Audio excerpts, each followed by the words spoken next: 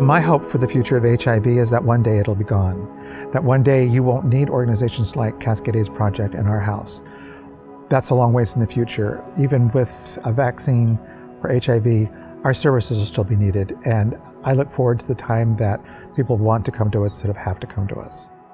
Right when the AIDS epidemic first started, there was a group of folks that got together and they needed to decide what they were going to do. They met at someone's home and they decided that they needed to educate our community about what was coming to the best of the knowledge that we had. Out of that, Cascade AIDS Project was born, and we just basically did awareness. And out of that, it grew to what it is today, the testing, PRISM Healthcare. It has grown so much. The needs for many are being met.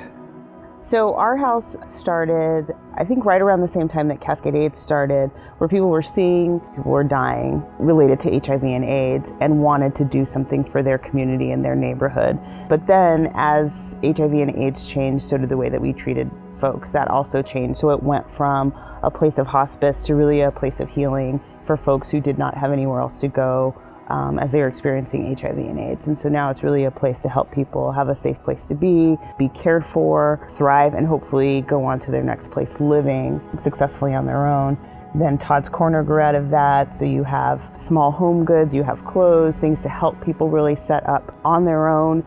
And the beauty of Our House is the strength of the volunteers. There's so many volunteers. You know, I spent 7 years volunteering there. When I moved to Portland, my first hairstylist was a gentleman who volunteered with a group called Brother to Brother, who would cook Christmas dinner at Our House. And I was sitting in the chair, he was doing my hair, and he said, "Do you know how to bake? We need some cinnamon rolls for Christmas morning, and we want to bake them so the house smells." And I was like, "Oh, yep, I certainly do." And that led me to Tyler Termier, who then asked me to be on the board of Cascade AIDS Project and to be able to support him in the growth of CAP, for it to extend to Washington State, for it to create a health clinic that everyone can access, to just really be able to grow a board that looks like the people it serves has been really important. And now to join into this partnership with Our House has really been incredible, and I can't see stopping anytime soon.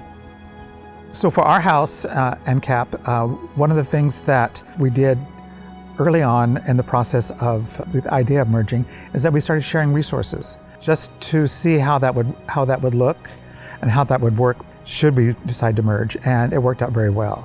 And once COVID struck, it became more apparent that we needed to partner, or organizations need to partner with each other to continue growing and thriving and supporting our community. I think the closer alignment between CAP and Our House means better service for community. Susan from the street who's coming in for services, frankly, doesn't care what the two of us are doing. She cares if she's going to get the test that she needs, the housing that she might need, the access to food or clothing that she might need, the access to healthcare that she might need. And so what it means for our community is cohesive, smart services with a lot of staff who know what they're doing, who can work together to make sure she gets exactly what she needs. CAP and Our House are coming together under one roof to better serve our communities that are marginalized, that have been discriminated against, that have been forgotten. And together, joining forces, we're able to expand services and help more and more people. And that was always our goal. I first heard about HIV, I think like in an after-school special. But really it was moving to Portland and connecting with my hairstylist, who was an openly gay Black man who volunteered with Brother to Brother and told me about his Portland life and told me what he volunteered for and told me what he did.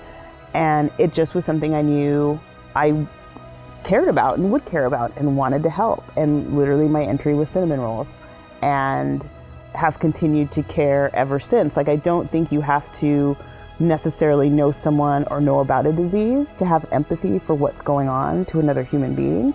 For what we've been able to accomplish, for the volunteers, thousands of volunteers that have stuck with it over the years, which is why I stayed with it. I've lost too many people, but I think they would be better served by the actions that we do now.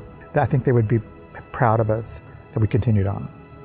I've never thought that we would have an impact on our community the way we have, and not just us, but for our boards and our organizations. And to be able to see this happening is amazing. Amazing experience.